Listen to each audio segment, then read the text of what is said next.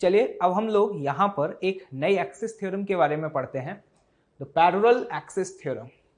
देखिएगा, जैसे कि एक बॉडी,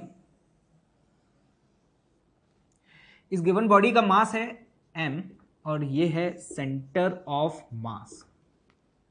अगर मुझे इस गिवन बॉडी का उस एक्सिस के अबाउट मोमेंट ऑफ इनर्शिया पता हो, जो कहां से पास हो रहा है, सेंटर ऑफ मास से, और उसकी वैल्यू को मैं लिखता हूं सपोज ICOM,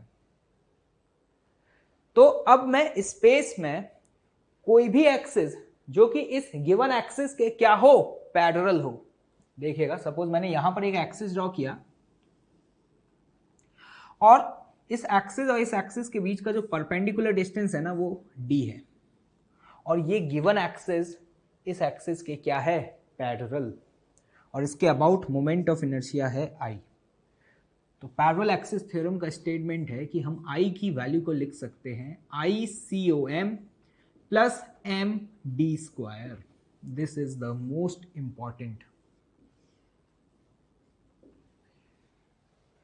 यहां पर आपको देख करके समझ में आ रहा है कि अगर वो एक्सिस जो कहां से पास करे, सेंटर ऑफ मास से, उस एक्सिस के अबाउट अगर मुझे मोमेंट ऑफ इनर्शिया पता हो, तो स्पेस में कोई भी एक्सिस जो कि इस गिवन एक्सिस के क्या है, पैरेलल है, उसके अबाउट हम मोमेंट ऑफ इनर्शिया कैलकुलेट कर सकते हैं। जैसे कि ये एक्सिस, इसके अबाउट अगर बॉडी का मोमेंट ऑफ इनर्शिया I है, तो हम I की वैल्यू को क्या लिख सकते हैं, ICOM प्लस md²। वहां d क्या है, इन दो एक्सिस के बीच का परपेंडिकुलर डिस्टेंस। क्लियर?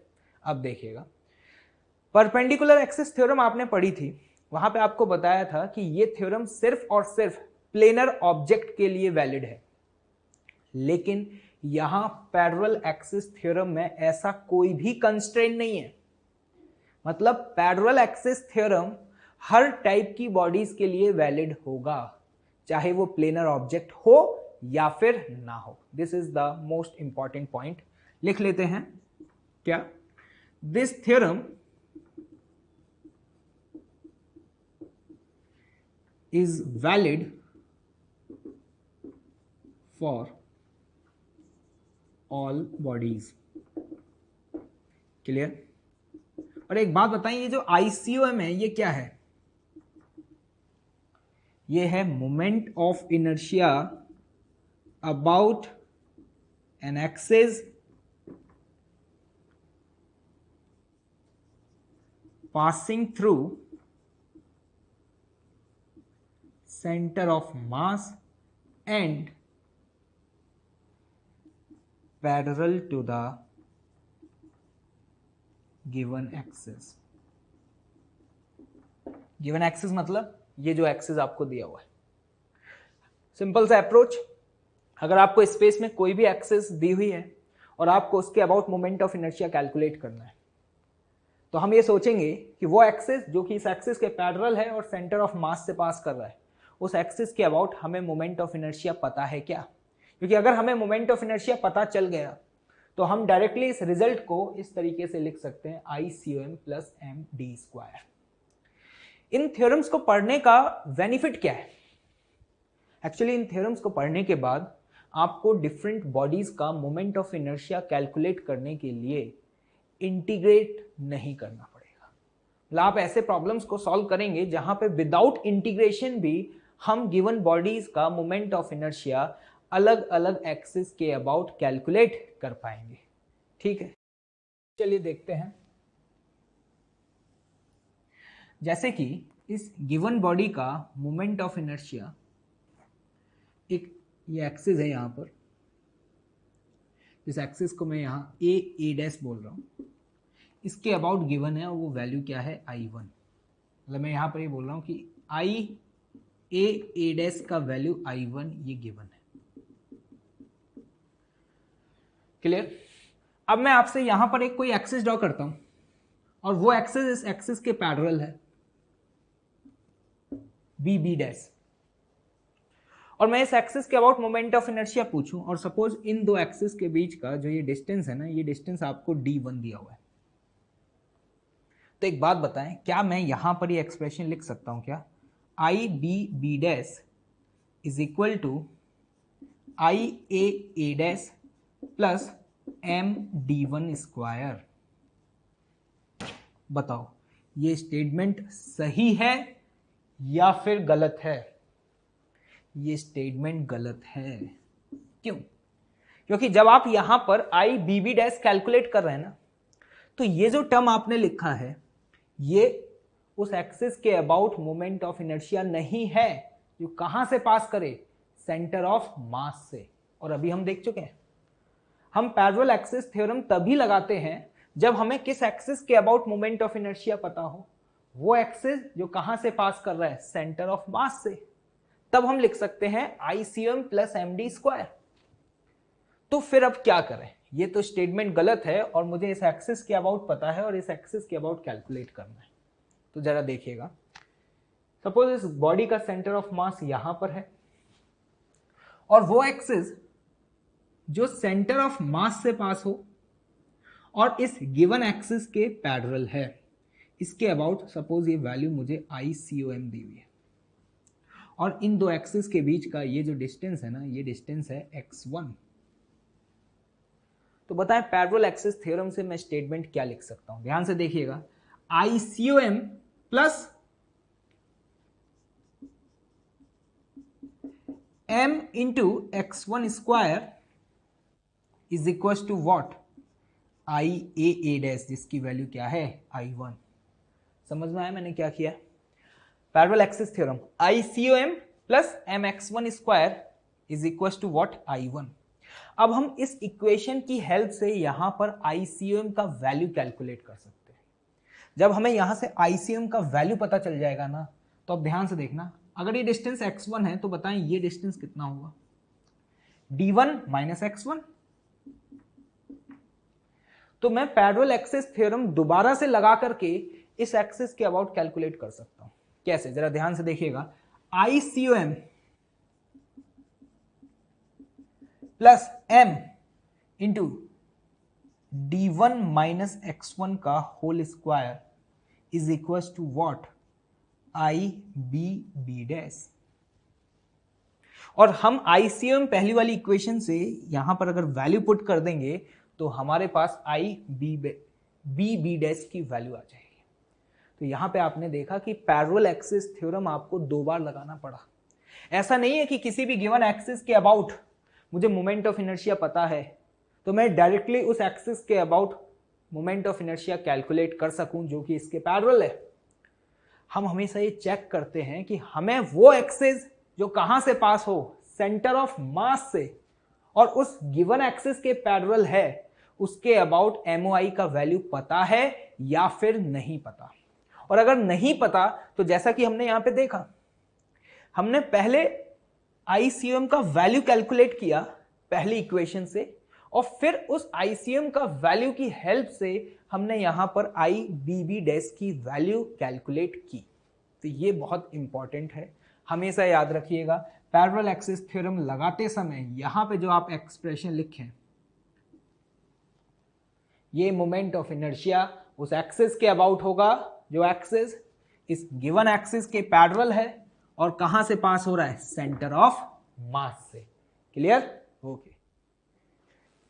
चलिए अब हम यहां पर पैरेलल एक्सिस थ्योरम का मैथमेटिकल प्रूफ देखते हैं। देखिएगा ध्यान से, सपोज ये हम एक बॉडी दिया हुआ है, ठीक है, और इस गिवन बॉडी का ये है सेंटर ऑफ मास। अगर मैं आपसे कहूं कि उस एक्सिस के about moment of inertia find करें जो एक्सिस कहां से पास हो रहा है, सेंटर ऑफ मास से, तो आप कैसे लिखेंगे? देखें, यहां पर सपोज एक एलिमेंट कंसिडर किया और उस एलिमेंट का मास है mi और उसका ये डिस्टेंस है यहां से r।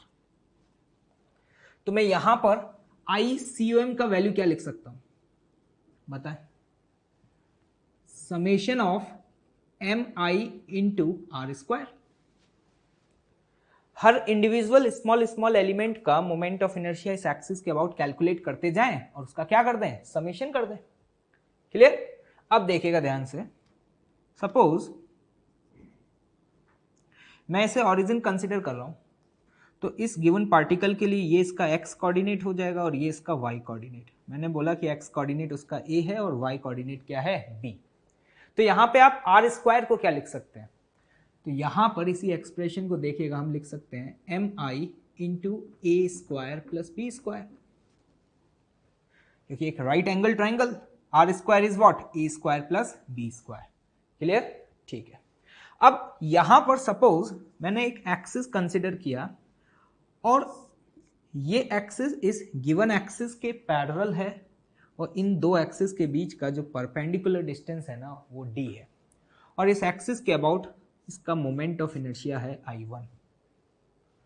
तो अगर मुझे यहां पे I1 का वैल्यू लिखना है तो आप बताएं I1 का वैल्यू कैसे लिखेंगे। अब मैं डिस्टेंसेस एक्सिस यहां से मेजर करूंगा,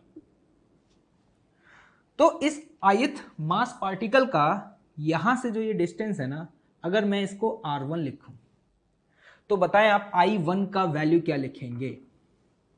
I1 का वैल्यू लिखेंगे summation of mi into R1 square. Clear? और एक बात बताएं, इस ट्रायंगल को अगर आप ध्यान से देखें तो आप R1 स्क्वायर की वैल्यू किसके बराबर लिख सकते हैं, देखें ध्यान से, B square plus A plus D का whole square with the help of Pythagoras theorem. तो देखें यहां पर R1 स्क्वायर को मैं कैसे लिख सकता हूं, the summation of M I, R1 square की वैल्यू को हम क्या लिख सकते हैं, ए प्लस डी का whole square plus B square. I hope कि आपको क्लियर होगा। चलिए इस एक्सप्रेशन को एक्सपेंड करते हैं, देखते हैं क्या रिजल्ट आ रहा है। Summation of M I, A plus D का होल स्क्वायर क्या लिखेंगे, A square plus D square plus 2ad plus B square. Clear? यहां पे ए स्क्वायर और बी स्क्वायर को एक साथ क्लब कर दो। मतलब इस एक्सप्रेशन को अगर एक्सपेंड करें तो देखें कैसे लिखें, M I into A square plus B square plus summation of M I into D square plus summation of M I into 2ad। ऐसे क्यों लिखा अभी आप लोगों को समझ आ जाएगा। एक बात बताएं, ये वाला टर्म क्या है, जरा ध्यान से देखें। ये टर्म वही तो है जो ये लिखा है ICOM। तो मैं इस एक्सप्रेशन को डायरेक्टली क्या लिख सकता हूं, moment of inertia about an axis passing through centre of mass, ICOM। Clear? अब जरा इस टर्म को देखें, ये d क्या है, ये d इन दो एक्सिस के बीच का सेपरेशन है जो कि कांस्टेंट है। मैं यहां पे कोई भी एलिमेंट कंसीडर करूं, d का वैल्यू तो चेंज नहीं होगा ना। तो मैं इस गिवन एक्सप्रेशन में d स्क्वायर को कॉमन लेता हूं तो क्या बनेगा, d square summation of mi, जो भी कांस्टेंट टर्म है उसे हमने समेशन से बाहर लिख दिया। क्लियर? चलो, प्लस इस एक्सप्रेशन को ध्यान से देखना, 2ad, 2 भी कांस्टेंट है और d भी कांस्टेंट है। मैं यहां कोई भी एलिमेंट कंसीडर करूं, सभी के लिए d की वैल्यू तो कांस्टेंट है, तो यहां पे हम 2d को बाहर लिख सकते हैं और इसे लिख सकते हैं summation of mi into A. Clear? अब देखना ध्यान से, ICOM प्लस ये टर्म क्या है, ए समेशन ऑफ mi, मतलब हर इंडिविजुअल पार्टिकल के मास का समेशन है, और अगर मैं हर पार्टिकल का मास ऐड करता जाऊंगा तो मेरे पास क्या आ जाएगा, टोटल मास। तो मैं इस एक्सप्रेशन को सीधे सीधे क्या लिख सकता हूं, कैपिटल M, तो ये बनेगा आपका md स्क्वायर। समझ आ रहा है? अब देखना, प्लस इस टर्म को जरा ध्यान से देखें, ये 2d कांस्टेंट है, ये क्या लिखा हुआ है, समेशन ऑफ mi इंटू ए क्या है यहां पर, तो ध्यान से देखें, जो आपने एक पार्टिकल कंसिडर किया है उसका सेंटर ऑफ मास से क्या है, x कोऑर्डिनेट है। तो मुझे बेसिकली यहां पे करना क्या है, तो ध्यान से देखिएगा कि मुझे हर इंडिविजुअल पार्टिकल का मास इंटू x कोऑर्डिनेट का समेशन करना है ना। मतलब इसी एक्सप्रेशन को अगर मैं एक्सपेंड करूं तो ऐसे लिख सकता हूं, m1x1 plus m2x2 plus mn into xn। ये वही तो लिखा हुआ है, mass into A, and A is what, x coordinate, तो इस तरीके से लिख सकते हैं, डिवाइडेड बाय, एक बात ध्यान से सुनना, डिवाइडेड बाय अगर मैं टोटल मास कर दूं तो ये आपको क्या देगा, XCOM। ये आपने सेंटर ऑफ मास में पढ़ा था, याद करें। जब भी आपको सेंटर ऑफ मास का एक्स कोऑर्डिनेट कैलकुलेट करना होता था तो आप इसी तरीके से कैलकुलेट करते थे, m1x1 plus m2x2 plus summation divided by total mass, and this is what, XCOM। अब ध्यान से देखना, यहां पे जो भी आपने डिस्टेंसेस मेजर किए हैं वो सारे के सारे डिस्टेंसेस कहां से मेजर किए हैं, सेंटर ऑफ मास से। तो सेंटर ऑफ मास का अगर मैं पूछूं एक्स कोऑर्डिनेट क्या होगा, तो वो तो 0 होगा ना। तो यहां पर हम XCOM की वैल्यू क्या कर देंगे, 0, क्योंकि हम ऑलरेडी सारे डिस्टेंसेस सेंटर ऑफ मास से ही तो मेजर कर रहे हैं ना। क्लियर? तो ये 0 होने का मतलब क्या है, ये पूरा टर्म क्या होगा, 0। तो इसीलिए हम इस टर्म को यहां पर 0 कर सकते हैं। तो फाइनली आपके पास यही रिजल्ट बचा। This is the parallel axis theorem, जो कि हम ऑलरेडी पहले स्टेटमेंट देख भी चुके हैं कि किसी भी गिवन एक्सिस के अबाउट मोमेंट ऑफ इनर्शिया अगर हमें कैलकुलेट करना है, जिसकी वैल्यू को मैंने यहाँ पे I1 रिप्रेजेंट किया है, तो इस एक्सिस के अबाउट मोमेंट ऑफ इनर्शिया हम क्या लिख सकते हैं, ICOM प्लस md²। ओके, आई होप कि आपको क्लियर होगा। चलिए, अभी हम लोगों ने जो पैरेलल एक्सिस थ्योरम पढ़ा उस पर एक आसान सा न्यूमेरिकल सॉल्व करते हैं। देखिएगा, जैसे कि एक यूनिफॉर्म रॉड जिसका मास m लेंथ l है। सपोज इस यूनिफॉर्म रॉड का मोमेंट ऑफ इनर्शिया आपसे उस एक्सिस के अबाउट पूछा जाए जो एंड पॉइंट से पास हो रहा है और रॉड के परपेंडिकुलर है, तो क्या बोलेंगे? आप ऑलरेडी कैलकुलेट कर चुके हैं और आई होप कि आपको याद भी होगा क्या होता था इस एक्सिस के अबाउट, ml²/3। क्लियर? लेकिन आज हम देखते हैं कि अभी हमने जो थ्योरम पढ़ी है ना, क्या उसकी हेल्प से भी हम ये वैल्यू कैलकुलेट कर सकते हैं क्या? जरा देखिएगा, अगर मुझे इस एक्सिस के अबाउट कैलकुलेट करना है तो सबसे पहला थॉट जो क्लिक करेगा ना वो क्या होगा कि वो एक्सिस जो कि इसके पैरेलल हो और रॉड के सेंटर ऑफ मास से पास करे। कहां से पास करे? सेंटर ऑफ मास से। क्या मुझे इस एक्सिस के अबाउट मोमेंट ऑफ इनर्शिया पता है? और ये हम जानते हैं कि इस एक्सिस के अबाउट मोमेंट ऑफ इनर्शिया क्या होता था, ml²/12। इन दो एक्सिस के बीच का परपेंडिकुलर डिस्टेंस कितना है, l/2। तो बताएं पैरेलल एक्सिस थ्योरम के हिसाब से स्टेटमेंट क्या लिखेंगे, I is equal to ICOM plus md², where d is what, l/2 का whole square. ICOM is ml²/12, तो वैल्यू पुट करते हैं, ml²/12 प्लस ml²/4। अगर इस एक्सप्रेशन को सिंप्लीफाई करें तो ये वैल्यू आती है आपकी ml²/3। देख लीजिए, हमें ये रिजल्ट ऑलरेडी पता था, लेकिन हमने पैरेलल एक्सिस थ्योरम की हेल्प से अपने इस रिजल्ट को वेरीफाई किया। तो हमेशा याद रखिएगा कि अगर किसी भी गिवन एक्सिस के अबाउट आपसे मोमेंट ऑफ इनर्शिया पूछा जाए तो सबसे पहला थॉट जो क्लिक करेगा वो क्या होगा कि क्या वो एक्सिस जो कि उस गिवन एक्सिस के पैरेलल हो और कहां से पास करे, सेंटर ऑफ मास से, उसके अबाउट मुझे मोमेंट ऑफ इनर्शिया पता है। क्योंकि अगर आपको इस एक्सिस के अबाउट मोमेंट ऑफ इनर्शिया पता है तो स्पेस में कोई भी एक्सिस जो कि इस गिवन एक्सिस के पैरेलल होगी उसके अबाउट आप इजीली कैलकुलेट कर सकते हैं। चलिए एक और न्यूमेरिकल देखते हैं।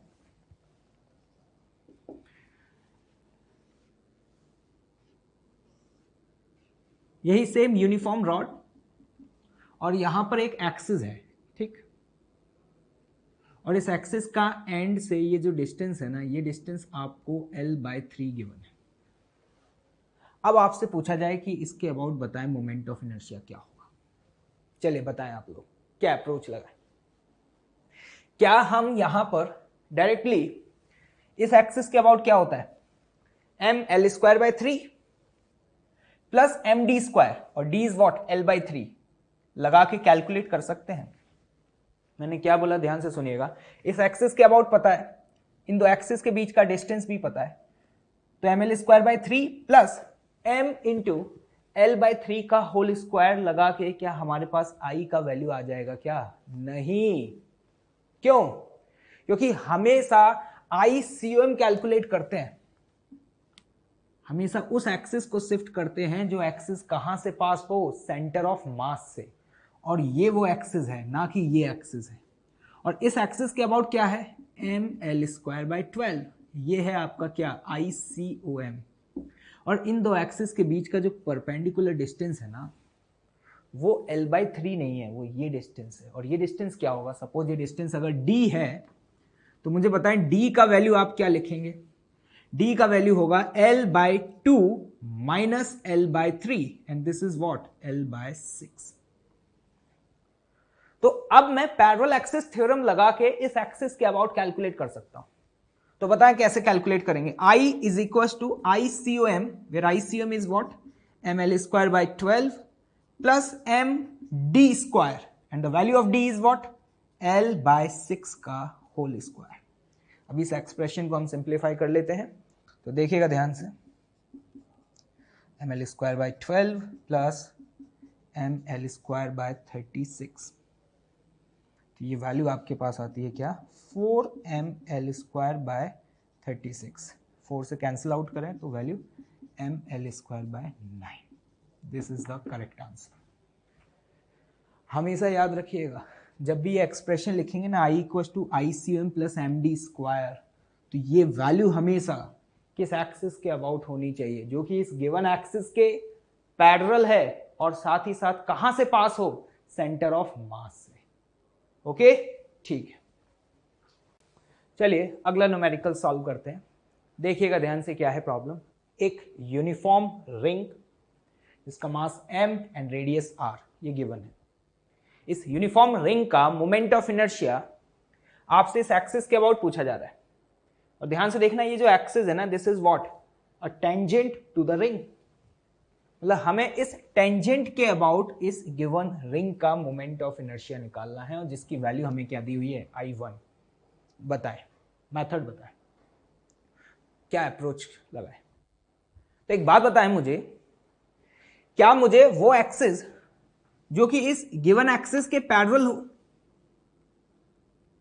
और रिंग के सेंटर ऑफ मास से पास करे, ध्यान से देखना, this is what, along the diameter, क्या इस एक्सिस के अबाउट मोमेंट ऑफ इनर्शिया पता है क्या, पता है। ये हम कैलकुलेट भी कर चुके हैं जब हमने क्या पढ़ा था, परपेंडिकुलर एक्सिस थ्योरम। और बताना इस एक्सिस के अबाउट वैल्यू क्या आ रही थी आपकी, याद हो, mr²/2, दिस इज ICOM।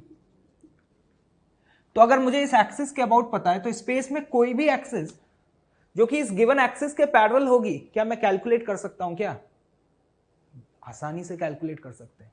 और बताएं इन दो एक्सिस के बीच का ये परपेंडिकुलर डिस्टेंस क्या है, r। तो अब हम यहां पर पैरेलल एक्सिस थ्योरम लगा के ICOM प्लस mr² क्या I1 की वैल्यू कैलकुलेट कर पाएंगे। बताएं वैल्यू क्या आएगी। तो जरा ध्यान से देखिएगा, I1 की वैल्यू हम लिखने जा रहे हैं, तो I1 की वैल्यू क्या लिखेंगे, ICOM is what, plus md²। तो देखिए वैल्यू आपके पास क्या आ रही है, 3mr²/2। क्लियर।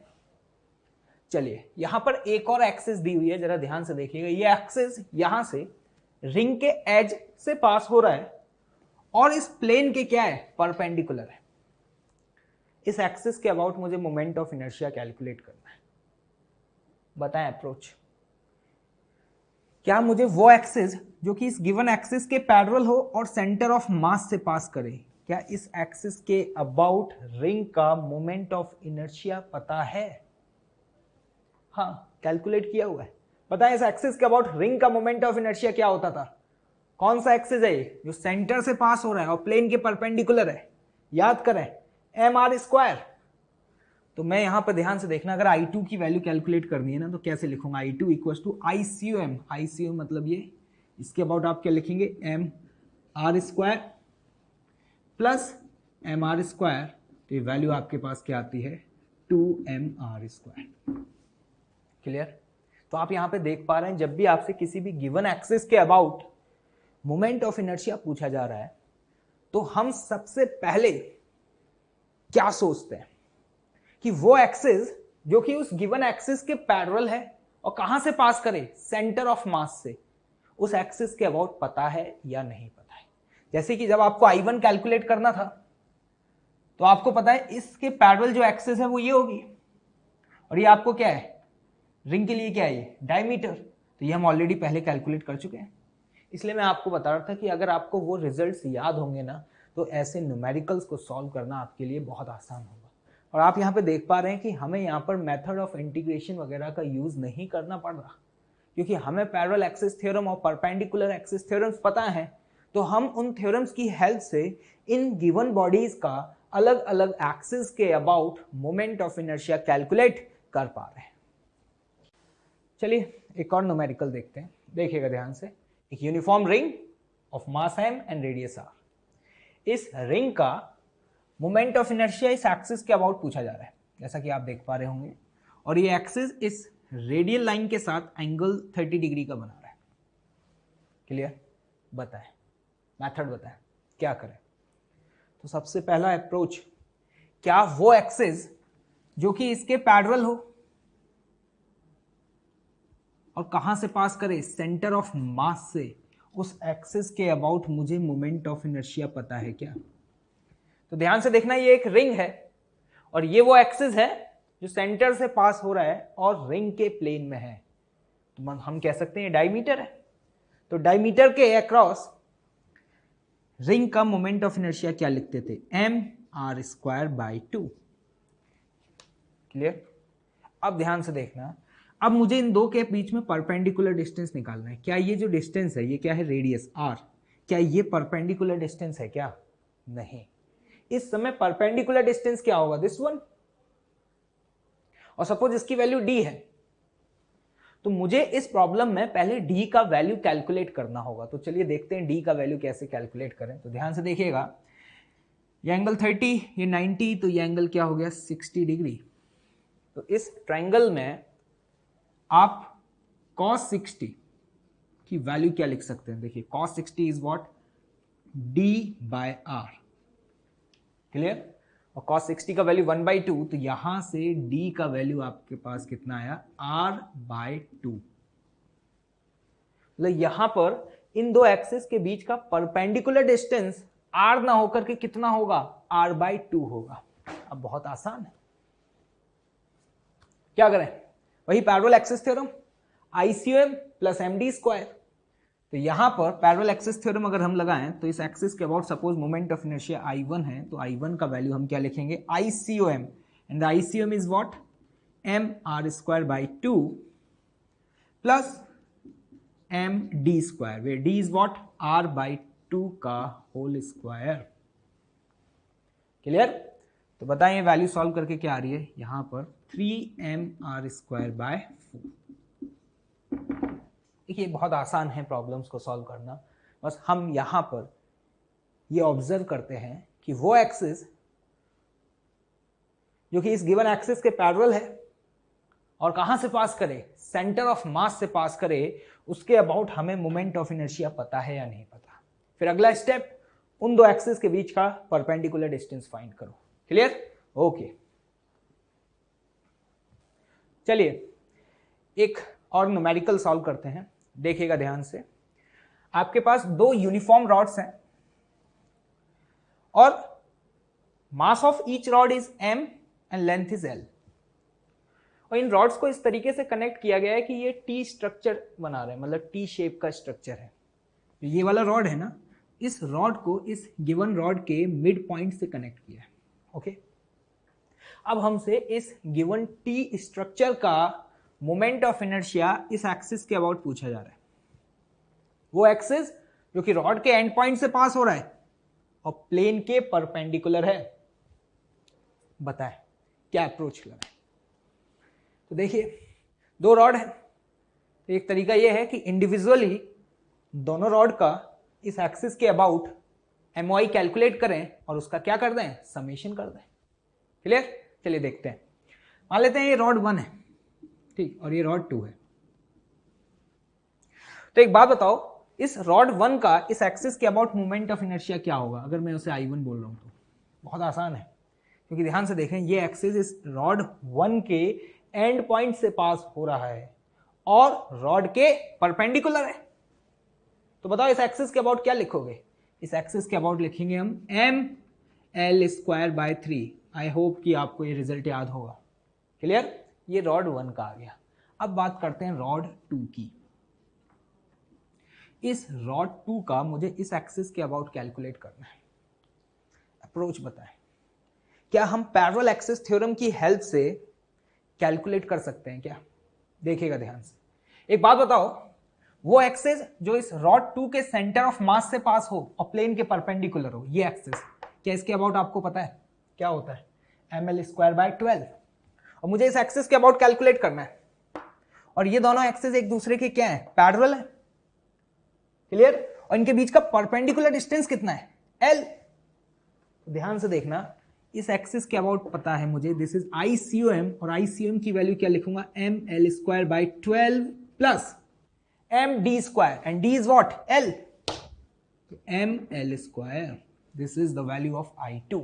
तो यहां से अगर इस एक्सप्रेशन को सॉल्व करें तो देखें क्या आ रहा है? 13 ml²/12। आसान है।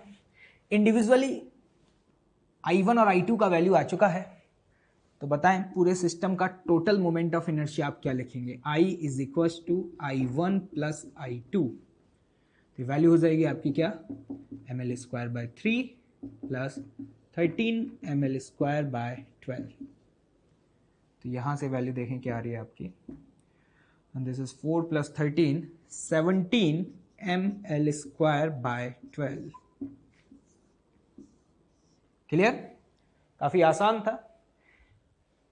ये जो हमें स्ट्रक्चर दिया हुआ था, इसमें 2 रॉड थी। अप्रोच क्या लगाया? इंडिविजुअली रॉड 1 और रॉड 2 का मोमेंट ऑफ इनर्शिया इस एक्सिस के अबाउट कैलकुलेट किया और उसका क्या कर दिया? समेशन कर दिया। ओके, ठीक है। चलिए एक और न्यूमेरिकल सॉल्व करते हैं। देखिएगा ध्यान से। वही 2 यूनिफॉर्म रॉड्स, लेकिन उन 2 रॉड्स को इस तरीके से कनेक्ट किया गया है कि ये एक एल शेप्ड बना रहा है। मतलब इस समय एक रॉड को दूसरी रॉड के एंड पॉइंट से कनेक्ट किया है। Mass of each rod is m and length is what? l। मतलब दोनों ही क्या है? आइडेंटिकल रॉड्स हैं। अब ध्यान से देखें, हमें इस गिवन स्ट्रक्चर का मोमेंट ऑफ इनर्शिया उस एक्सिस के अबाउट पूछा जा रहा है जो कि इसके एंड पॉइंट से पास हो रहा है और प्लेन के परपेंडिकुलर है। ध्यान से देखें, इस एक्सिस के अबाउट बताएं क्या होगा। मान लीजिए वैल्यू आई है। वही सिमिलर अप्रोच, इंडिविजुअली रॉड 1 और रॉड 2 का कैलकुलेट करते हैं और उसका क्या करते हैं? समेशन करते हैं। तो जरा ध्यान से देखिएगा। मान लेते हैं ये हमारे लिए रॉड 1 है और ये हमारे लिए क्या है? रॉड 2। तो रॉड 1 का मोमेंट ऑफ इनर्शिया इस एक्सिस के अबाउट अगर I1 है तो बताएं I1 का वैल्यू क्या होगा? जल्दी बताएं, बहुत आसान है। तो ध्यान से देखें, ये वो एक्सिस है जो कि रॉड के एंड पॉइंट से पास हो रहा है और प्लेन के परपेंडिकुलर है। तो क्या लिखेंगे वैल्यू? ml²/3। क्लियर? अब आते हैं रॉड 2 पर। इस रॉड 2 का इस एक्सिस के अबाउट कैलकुलेट करना है। सोचिए क्या अप्रोच लगाएं। ध्यान से देखिएगा, हम यहां पे रॉड 2 का पैरेलल एक्सिस थ्योरम की हेल्प से कैलकुलेट कर सकते हैं। कैसे? हमें इस रॉड का इस एक्सिस के अबाउट कैलकुलेट करना है, तो सबसे पहला थॉट क्या क्लिक करेगा? वो एक्सिस जो कि इसके पैरेलल हो और रॉड 2 के सेंटर ऑफ मास से पास करे, मतलब ये एक्सिस। क्या मुझे इस गिवन एक्सिस के अबाउट मोमेंट ऑफ इनर्शिया पता है? तो ध्यान से देखें, इसके अबाउट तो क्या होगा? ml²/12। और अगर ये डिस्टेंस हम कैलकुलेट कर लें तो हमारा पर्पस फुलफिल हो जाएगा। तो सपोज रॉड 2 का इस एक्सिस के about moment of inertia I2 है, तो बताएं उस I2 की वैल्यू क्या लिखेंगे? ICOM प्लस md², और d ये डिस्टेंस है। अब इस डिस्टेंस की वैल्यू कैलकुलेट करनी है। तो ये डिस्टेंस l, ये l/2। तो पाइथागोरस लगा के हम कैलकुलेट कर सकते हैं। तो ध्यान से देखिएगा, d की वैल्यू हम क्या लिखेंगे? √(l² प्लस l/2 का whole square, and this is what? l²/4। तो ये वैल्यू आती है आपके पास कितनी? √5l/2। देखें ध्यान से, क्लियर? हमने ये डिस्टेंस कैलकुलेट कर लिया। अब बताएं रॉड 2 का क्या लिखेंगे? m l square by 12 ICOM, clear, plus m d square and the value of d is what? √5 l by 2 का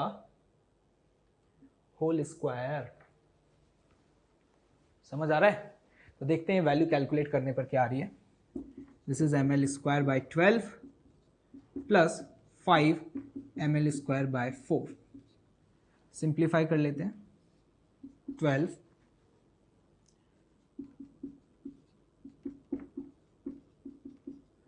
वैल्यू आती है आपके पास 16 ml स्क्वायर बाय 12, जिसे हम सिंप्लीफाई करके क्या लिख सकते हैं? 4 बाई 3 ml स्क्वायर। ये है आपके पास I2 का value. Clear?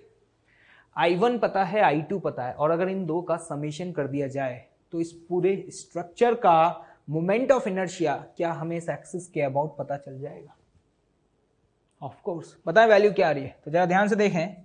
I equals to I1 plus I2 and the value of I1 is ml square by 3 plus 4 ml square by 3। तो ये वैल्यू यहां से सॉल्व करने पर क्या आती है? 5 ml स्क्वायर बाय 3।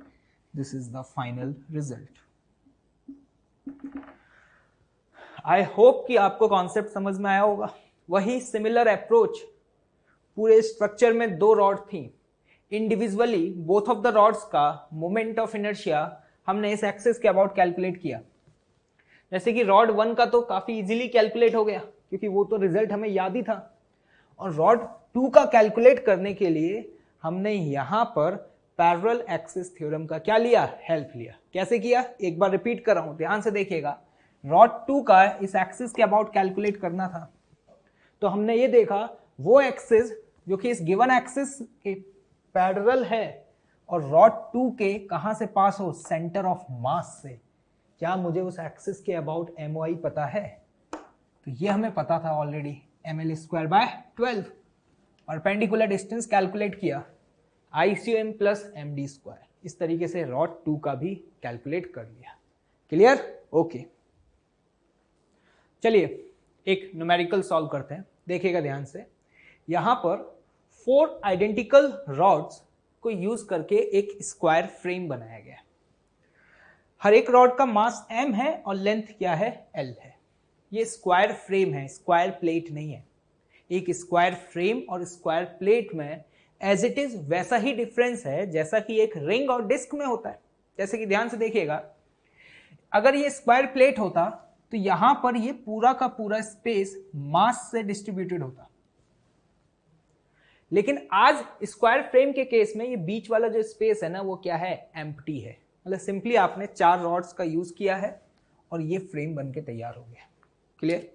अब आपसे यहां पर इस गिवन स्ट्रक्चर का मोमेंट ऑफ इनर्शिया पूछा जा रहा है अलग अलग एक्सिस के अबाउट। देखिएगा ध्यान से, यहां पर आपसे पूछा जा रहा है वो एक्सिस जो कि सेंटर से पास हो और प्लेन के परपेंडिकुलर है। इस एक्सिस के अबाउट बताएं कि वैल्यू क्या होगी, और इस वैल्यू को यहाँ पे I1 लिखा है, मतलब हमें I1 का वैल्यू फाइंड करना है। एक्सिस ध्यान से सुनना, कौन सा एक्सिस? वो एक्सिस जो कहां से पास हो रहा है? सेंटर से और प्लेन के परपेंडिकुलर है, मतलब दिस वन। क्लियर? I2 कौन सा एक्सिस है? I2 वो एक्सिस जो कि सेंटर से पास हो रहा है लेकिन ये प्लेन में है, इस एक्सिस के अबाउट। और I3 उस एक्सिस के अबाउट है जो कि इस गिवन एक्सिस के पैरेलल है और वन ऑफ द रॉड से क्या हो रहा है? पास हो रहा है। ठीक है, मतलब हमें यहां पे बेसिकली I1, I2 और I3 का वैल्यू कैलकुलेट करना है। चलिए देखते हैं, बताएं मेथड।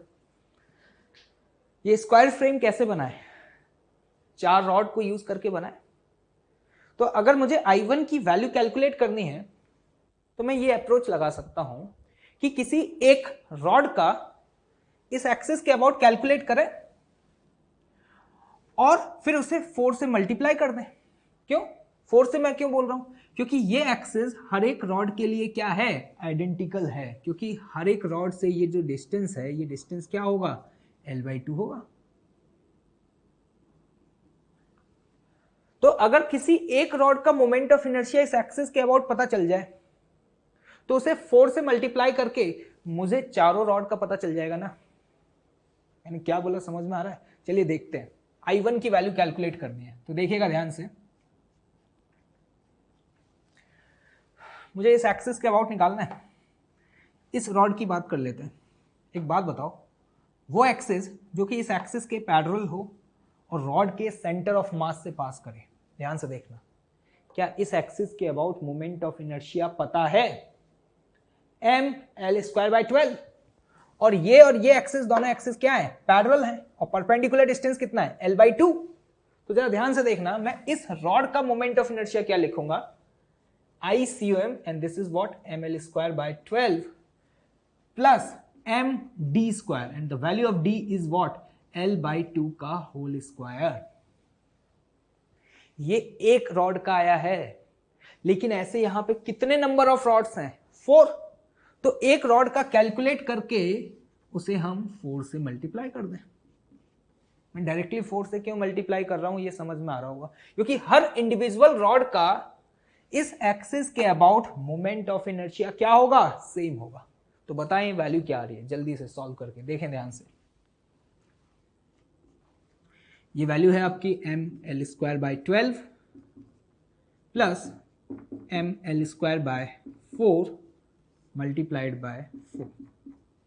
क्लियर? तो सिंप्लीफाई कर लेते हैं इसको। 12 mL² plus 3 mL² multiplied by 4। तो ये कैंसिल आउट होता है, तो ये वैल्यू आती है आपके पास क्या? 4 mL²/3। मतलब एक स्क्वायर फ्रेम का मोमेंट ऑफ इनर्शिया उस एक्सिस के अबाउट जो सेंटर से पास हो और प्लेन के परपेंडिकुलर हो, क्या होता है? 4 mL²/3। क्लियर? चलिए, ये वैल्यू हमारे पास I1 का आ चुका है। अब I2 कैलकुलेट करना है। ये बताएं कैसे कैलकुलेट करें। एक तरीका तो ये है कि हर इंडिविजुअल रॉड का इस एक्सिस के अबाउट कैलकुलेट करें और उसका समेशन कर दें। और एक और मेथड है, with the help of perpendicular axis theorem. मैंने क्या बोला, जरा ध्यान से देखना। एक बात बताओ, अगर इस एक्सिस के about moment of inertia I2 हुआ तो इस एक्सिस के अबाउट मोमेंट ऑफ इनर्शिया क्या होगा? इसके अबाउट भी I2 होगा। क्यों? Due to the symmetry. इस एक्सिस या इस एक्सिस के अबाउट ये स्क्वायर फ्रेम क्या है? सिमेट्रिकल है। तो in both of the axis के about moment of inertia same होगा या नहीं होगा? अरे भाई होगा ना। क्लियर? तो जरा ध्यान से देखना, अगर मैं इसे अपना एक्स एक्सिस बोलता हूं और ये मेरे लिए वाई एक्सिस, तो मैं यहां पे परपेंडिकुलर एक्सिस थ्योरम लगा सकता हूं। जल्दी से बताएं स्टेटमेंट क्या था? IX plus IY is equal to IZ। और IZ, जरा ध्यान से देखना, ये IZ ही तो I1 है ना, और I1 का वैल्यू क्या है? 4 mL²/3।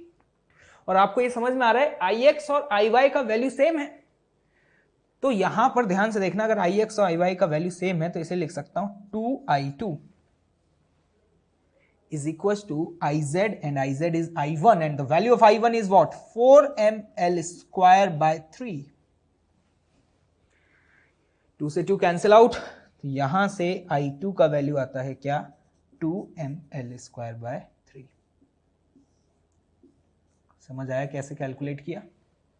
With the help of perpendicular axis theorem. हमें इस एक्सिस के अबाउट पता था, हमें इसके अबाउट कैलकुलेट करना था। हमने कहा जो इस एक्सिस के अबाउट होगा वही इस एक्सिस के अबाउट होगा। क्यों? Due to the symmetry. एक स्क्वायर फ्रेम है और हमें पता है ये पूरा का पूरा सिस्टम क्या है? एक प्लेनर बॉडी है, और प्लेनर 2D ऑब्जेक्ट के लिए परपेंडिकुलर एक्सिस थ्योरम क्या है? वैलिड है। तो यहां से हमारे पास I2 का वैल्यू भी आ चुका है। चलिए अब आते हैं इसके अगले पार्ट पर, I3। I3 कौन सा एक्सिस है? ये इस एक्सिस के अबाउट कैलकुलेट करना है। बताएं कैसे करेंगे? जरा ध्यान से देखिएगा। I3 के अबाउट हम यहां पर पैरेलल एक्सिस थ्योरम लगा के कैलकुलेट कर सकते हैं। कैसे? एक बात बताओ, इस एक्सिस के अबाउट पता है और मुझे इस एक्सिस के अबाउट कैलकुलेट करना है, और ध्यान से देखना, इस पूरे स्क्वायर का ये सेंटर है, मतलब हम कह सकते हैं ये सेंटर ऑफ मास है, और जो आपने ये I2 कैलकुलेट किया है ये उस एक्सिस के अबाउट है जो कि इस स्क्वायर फ्रेम के सेंटर ऑफ मास से पास हो रहा है और इस गिवन एक्सिस के क्या है, पैरेलल है। अरे है ना भाई? तो जरा ध्यान से देखना, अगर मुझे I3 की वैल्यू कैलकुलेट करनी है तो I3 की वैल्यू क्या लिखूंगा, ICOM, and ICOM is what, I2, और I2 की वैल्यू कैलकुलेट कर चुके हैं जो कि क्या है 2ml²/3 plus md², d is what, perpendicular distance, m, एक बात बताओ यहां पर m का वैल्यू क्या लिखोगे, यहां पर m का वैल्यू 4m होगा। ये जनरल मिस्टेक है जो कि हम कर देते हैं, क्योंकि इस पूरे स्क्वायर फ्रेम का मास m है या 4m है, 4m है, क्योंकि एक रॉड का मास m है तो 4 रॉड्स का मास क्या होगा, 4m। तो जरा ध्यान से देखना, ICOM प्लस m, m में हम क्या लिखेंगे 4md², and the value of d is what, l/2 का होल स्क्वायर। समझ में आया क्या किया, with the help of parallel axis theorem. जरा देखते हैं रिजल्ट क्या आ रहा है यहाँ पे, 2ml²/3 प्लस ml², तो ये वैल्यू क्या आती है आपके पास 5ml²/3, तो यहां से वैल्यू आ गई आपके पास I3 का। क्लियर? तो आई होप कि आपको समझ में आ गया होगा। क्लियर? ओके, चलिए न्यूमेरिकल सॉल्व करते हैं। देखिएगा ध्यान से, एक सॉलिड स्फीयर जिसका मास m एंड रेडियस r है, इस सॉलिड स्फीयर का हमसे मोमेंट ऑफ इनर्शिया उस एक्सिस के अबाउट पूछा जा रहा है जो कि इस स्फीयर के क्या है, टेंजेंट है। क्लियर? तो ध्यान से देखिएगा, बताएं कैसे कैलकुलेट करें with the help of parallel axis theorem. कैसे? देखिएगा ध्यान से, अगर मुझे उस एक्सिस के अबाउट मोमेंट ऑफ इनर्शिया पता हो जो कहां से पास हो रहा है, सेंटर ऑफ मास से, और इस गिवन एक्सिस के पैरेलल है। ये आपको याद होगा, एक सॉलिड स्फीयर का मोमेंट ऑफ इनर्शिया डायमीटर के अबाउट क्या होता है, ये डायमीटर हुआ ना, इसके अबाउट क्या होता है 2/5 mr²। तो हम ये कह सकते हैं ये है हमारे लिए क्या, ICOM, and this is what 2/5 mr²। और मुझे अब इस एक्सिस के अबाउट कैलकुलेट करना है, और इनके बीच का ये परपेंडिकुलर डिस्टेंस क्या है, r। तो बताओ पैरेलल एक्सिस थ्योरम से क्या लिखोगे, अगर इसके about moment of inertia I है तो I का वैल्यू लिखेंगे ICOM, and this is what 2/5 mr² plus md², this is what 7/5 mr²। मतलब एक सॉलिड स्फीयर का मोमेंट ऑफ इनर्शिया उस एक्सिस के अबाउट जो एक्सिस क्या हो, टेंजेंट हो, हमेशा याद रखिएगा क्या होता है 7/5 mr²। चलिए एक और न्यूमेरिकल देखते हैं, ध्यान से देखिएगा। ये आपके पास 3 आइडेंटिकल सॉलिड स्फीयर्स हैं, 3 सॉलिड स्फीयर, और हर सॉलिड स्फीयर का जो मास है ना वो m है और रेडियस r है। क्लियर? और अब इस गिवन सिस्टम का मोमेंट ऑफ इनर्शिया इस एक्सिस के अबाउट पूछा जा रहा है। देखें ध्यान से, बताएं क्या होगा। सपोज इस एक्सिस के अबाउट मोमेंट ऑफ इनर्शिया की जो वैल्यू है ना वो I1 है। तो अगर आप ध्यान से देखें, ये जो एक्सिस है वो स्फीयर A और स्फीयर B के लिए टेंजेंट है, और ये स्फीयर C के लिए कहां से पास हो रहा है, फ्रॉम द सेंटर। तो उसके लिए एक्सिस क्या है, डायमीटर है। तो देखना I1 की वैल्यू लिखनी है तो लिखने का तरीका क्या होगा, इंडिविजुअली तीनों स्फीयर का कैलकुलेट करें और उसका समेशन कर दें। लेकिन हमें यहां पे दिखाई दे रहा है स्फीयर A और स्फीयर B का सेम होगा ड्यू टू द सिमेट्री। और स्फीयर A के लिए हम मोमेंट ऑफ इनर्शिया क्या लिखेंगे, अगर ये टेंजेंट है तो अभी कैलकुलेट कर चुके हैं, एक सॉलिड स्फीयर का मोमेंट ऑफ इनर्शिया टेंजेंट के अबाउट क्या होता था 7/5 mr²। तो ध्यान से देखना, स्पेयर ए का हम क्या लिखेंगे डायरेक्टली 7/5 mr², लेकिन जो स्पेयर ए का है वही स्पेयर बी का है, तो इसे मल्टीप्लाई कर देते हैं 2 से, प्लस अब बात करते हैं स्पेयर सी का।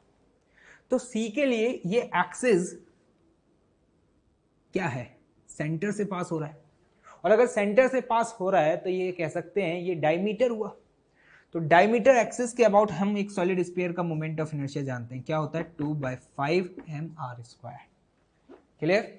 अब हम यहाँ पे इस एक्सप्रेशन को सिंप्लीफाई कर लेते हैं, तो देखें ये वैल्यू क्या आ रही है आपके पास 16/5 mr²। This is the moment of inertia. I hope समझ आ गया होगा, काफी आसान था। इंडिविजुअली हमने तीनों स्पेयर का कैलकुलेट किया और उनका क्या कर दिया, समेशन कर दिया। ओके ठीक, चलिए एक न्यूमेरिकल देखते हैं, देखिएगा ध्यान से।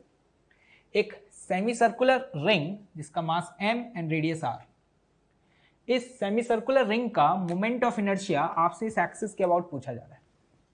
ये एक्सिस रिंग के एज से पास हो रहा है और प्लेन के परपेंडिकुलर है, बताएं अप्रोच। जरा देखिएगा ध्यान से, क्या आपको इस सेमी सर्कुलर रिंग का मोमेंट ऑफ इनर्शिया इस एक्सिस के अबाउट पता है, जो इसके ज्योमेट्रिकल सेंटर से पास होता था और प्लेन के परपेंडिकुलर है। याद करें हम कैलकुलेट कर चुके हैं, वही होता था जो एक रिंग का होता था, और रिंग का क्या होता था mr²। तो हम यह कह सकते हैं कि इस एक्सिस के अबाउट जो मोमेंट ऑफ इनर्शिया है वो mr² होगा, और ये डिस्टेंस कितना है r। तो अगर मुझे इस एक्सिस के अबाउट पता है और मुझे इस एक्सिस के अबाउट कैलकुलेट करना है, तो क्या मैं पैरेलल एक्सिस थ्योरम लगा के कैलकुलेट कर सकता हूं क्या? बिल्कुल। तो बताओ आप क्या लिखोगे, mr² plus md² and this is what I1। तो ये वैल्यू आती है आपकी कितनी, 2mr² इक्वल्स टू I1। लेकिन पता है ये गलत है, ये पूरा ही गलत है। क्यों? अब ये आप लोग बताएं। क्योंकि जब हम पैरेलल एक्सिस थ्योरम लगाते हैं तो उस समय जब एक्सप्रेशन लिखते हैं ICOM, तो वो उस एक्सिस के अबाउट मोमेंट ऑफ इनर्शिया होता है जो एक्सिस कहां से पास करे, सेंटर ऑफ मास से। और एक बात बताओ, एक सेमी सर्कुलर रिंग का सेंटर ऑफ मास ये है क्या? नहीं भाई, सेंटर ऑफ मास चैप्टर में आपने पढ़ा था, एक सेमी सर्कुलर रिंग का सेंटर ऑफ मास इसके ज्योमेट्रिकल सेंटर से कितना डिस्टेंस ऊपर होता है, 2r/π। यहां होगा सेंटर ऑफ मास। और इस एक्सिस के अबाउट अगर मोमेंट ऑफ इनर्शिया ICOM हुआ तो हम एक्सप्रेशन लिखते ICOM प्लस md²। मतलब हमेशा उस एक्सिस को शिफ्ट करते हैं जो एक्सिस कहां से पास करे, सेंटर ऑफ मास से। लेकिन हमने यहां ऐसा नहीं किया, हमने कहा इस एक्सिस के अबाउट क्या, mr² प्लस mr²। क्या ये सेंटर ऑफ मास से पास होने वाली एक्सिस है क्या? नहीं है। तो ये है मेजर मिस्टेक जो हम लोगों से हो जाती है। तो समझ में आ गया ना ये गलत क्यों है? क्लियर। चलिए अब वैल्यू कैलकुलेट तो करें, क्या आएगी, कैसे निकालें। अगर मुझे इस एक्सिस के अबाउट निकालना है तो मुझे इस एक्सिस के अबाउट पता होना चाहिए, लेकिन मुझे इस एक्सिस के अबाउट तो नहीं पता, लेकिन इसके अबाउट तो पता है ना। तो ध्यान से देखना, इस एक्सिस के अबाउट मोमेंट ऑफ इनर्शिया अगर mr² है तो मैं उसे क्या लिख सकता हूं, ICOM plus md² and the value of d is what, 2r/π का होल स्क्वायर। तो यहां से मेरे पास ICOM का वैल्यू आ जाएगा। और जरा बताएं यहां से ICOM का वैल्यू क्या आ रहा है, ICOM का वैल्यू आ रहा है आपका mr² 1 - 4/π²। क्लियर। तो अगर अब मुझे इस एक्सिस के अबाउट पता चल गया तो अब मैं इजीली इस एक्सिस के अबाउट कैलकुलेट कर सकता हूं। और ये डिस्टेंस बताएं, ये डिस्टेंस क्या होगा, ये डिस्टेंस होगा आपका r - 2r/π। क्लियर। तो जल्दी से बताएं इस एक्सिस के अबाउट क्या लिखेंगे, I1 is equal to ICOM and the value of ICOM is what, mr² into 1 - 4/π² plus md² md and the value of d is what, r - 2r/π का whole square, ये आएगा आपके पास एक्सप्रेशन, जिसे आप solve कर ही सकते हैं। देखा आपने, बहुत इंपॉर्टेंट क्वेश्चन है ये। है जनरल मिस्टेक जो हम कर देते हैं। हमें किसी भी गिवन एक्सिस के अबाउट पता हो और हमें इस एक्सिस के अबाउट पूछा जाए तो हम ये सोचते ही नहीं है क्या वो एक्सिस उस गिवन बॉडी के सेंटर ऑफ मास से पास हो रहा है या नहीं, जो कि हमने यहाँ पे मिस्टेक किया, याद रखिएगा। तो इस क्वेश्चन को कैसे सॉल्व किया, हमें यहाँ पे पैरेलल एक्सिस थ्योरम को 2 बार लगाना पड़ा, क्योंकि हमें इस एक्सिस के अबाउट तो नहीं पता था जो कहां से पास हो रहा है, सेंटर ऑफ मास से, लेकिन मुझे इस एक्सिस के अबाउट पता था। तो मैंने पहले पैरेलल एक्सिस थ्योरम लगा के इस एक्सिस के अबाउट कैलकुलेट किया, और जब मुझे इस एक्सिस के अबाउट पता चल गया ना, अब मैं किसी भी गिवन एक्सिस के अबाउट कैलकुलेट कर सकता हूं जो इस एक्सिस के क्या हो, पैरेलल हो, जैसे कि ये एक्सिस। तो यहां पे हमने 2 बार पैरेलल एक्सिस थ्योरम यूज करी है। समझ में आ रहा है क्यों की है? पहले हमने इस एक्सिस के अबाउट कैलकुलेट किया और फिर दोबारा लगा करके हमने इस एक्सिस के अबाउट कैलकुलेट किया। क्लियर है? ओके।